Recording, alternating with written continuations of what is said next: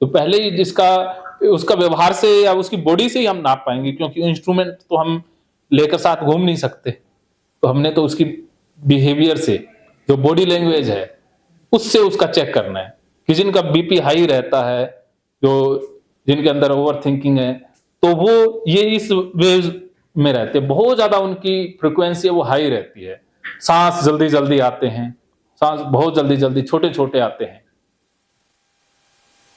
और जो ये हो गया ना, ये पूरी तरह से ओवर होती हैं। और इसके बाद बीटा वेव्स, जब आप किसी चीज पर फोकस्ड हो जाते हैं, जैसे कोई काम कर रहे हैं, उसी काम में डूबे हुए हैं, तो वो आप इस बीटा वेव्स में हैं, उस समय आपकी सजेस्टिबिलिटी ठीक ठीक होती है, बढ़ जाती है। और उसके बाद जो अचेतन, ये चेतन स्तर पर होता है, ये अचेतन स्तर पर अल्फा वेव्स आ जाती हैं, जिसमें क्रिएटिविटी आ जाती है, इमेजिनेशन, हमें कल्पनाएं महसूस होने लग जाती है, जो काल्पनिक चीजें वो रियल महसूस होने लग जाती हैं। फिर थीटा, थीटा वो वेव्स है जिसमें जो बताया जाता है वो एकदम से रियल लगता है। जैसे हम सपना देखते हैं तो सपने में वहीं चले जाते हैं ना, तो जैसे आप किसी को हिप्नोटाइज कर देते हैं या हो जाते हैं, तो जो बोलेगा कि आप अमेरिका में हो, तो आप अमेरिका में ही हो, आपको वहीं लगेगा कि रियल में हो रहा है, तो सच में लगेगा कि आप उसी जगह ही जाकर के आए हो। ऐसा फील ही नहीं होगा कि आप यहां पर सोए हुए थे, क्योंकि आपकी फ्रिक्वेंसी उतनी चली गई थी। और उसके बाद जो नीचे है डेल्टा वेव्स, वो उस समय जरूरी रहती है जब हम पास्ट लाइफ रिग्रेशन करते हैं, तो उस समय ये स्लीप, इस बिल्कुल डेल्टा में नहीं जाना, डेल्टा और थीटा के आसपास की वेव्स होती है, वहां पर पास्ट लाइफ रिग्रेशन होता है। इसमें तो ये स्लीप आ गई ना, इसमें तो आदमी सो ही जाता है फिर गहरी नींद में नीचे। और इससे नीचे कम हो जाए ब्रेन वेव, ये ऐसे चलती है, ये लास्ट वाली ऐसे है, ठीक है, ये ऐसे चलती है ना, और ये ऐसे हो जाए तो वो तो मर ही गया। हाँ, ठीक है, बिल्कुल स्ट्रेट हो जाए तो भी आदमी गया। ये बिल्कुल डीप है, इससे ऊपर ऊपर ऐसे ऐसे ऐसे की तीव्रता है वो बढ़ती रहती है। तो ब्रेन वेव्स का खेल है, तो हमने इन वेव्स को शांत करना है, फिर उसकी सजेस्टिबिलिटी बढ़ेगी।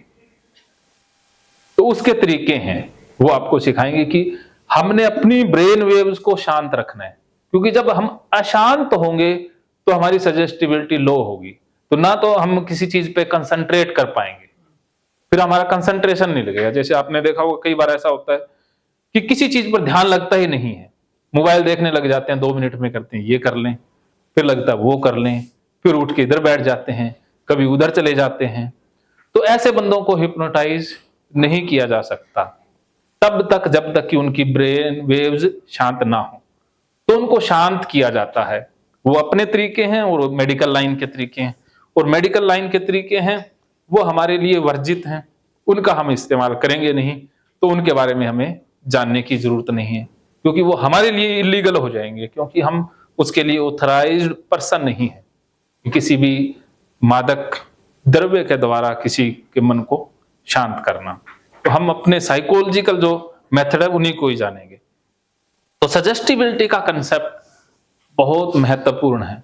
तो जो जितना ज्यादा सजेस्टिबल होगा, सुझाव ग्रहण करने की क्षमता में होगा, वो उतना ही ज्यादा हिप्नोटाइज होगा।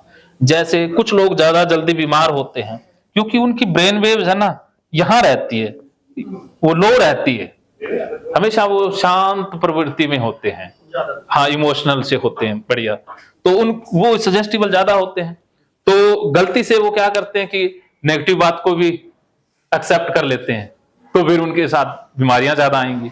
जो मानसिक शारीरिक रूप से बीमार है, परेशान है, तो समझ लेना वो सजेस्टिबल है, लेकिन उसने सजेस्टिबिलिटी को गलत तरीके से प्रोग्राम कर लिया, अर्थात उसकी प्रोग्रामिंग गलत हो गई, तो वो बीमार हो गया। जैसे आपने देखा होगा कि जो भूत प्रेत आते हैं लोगों में, जो सिर घुमाते हैं ना, जो माताएं आती हैं, कोई कहता है कि किसी के अंदर वो बाबा आ गया, तो ये सारा कुछ क्या होता है, सजेस्टिबिलिटी का होता है।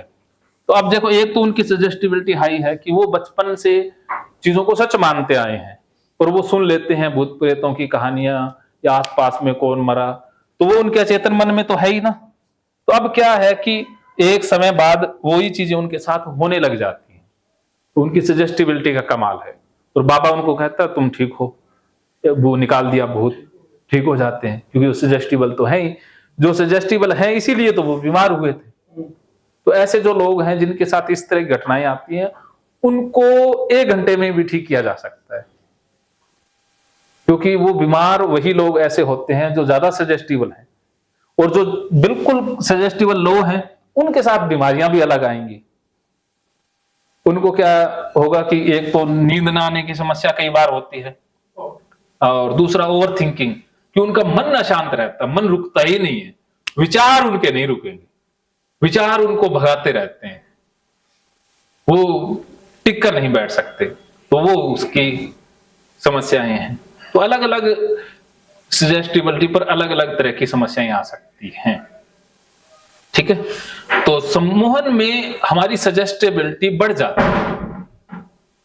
सजेस्टिबिलिटी का बढ़ना ही ये कह सकते हो सम्मोहन का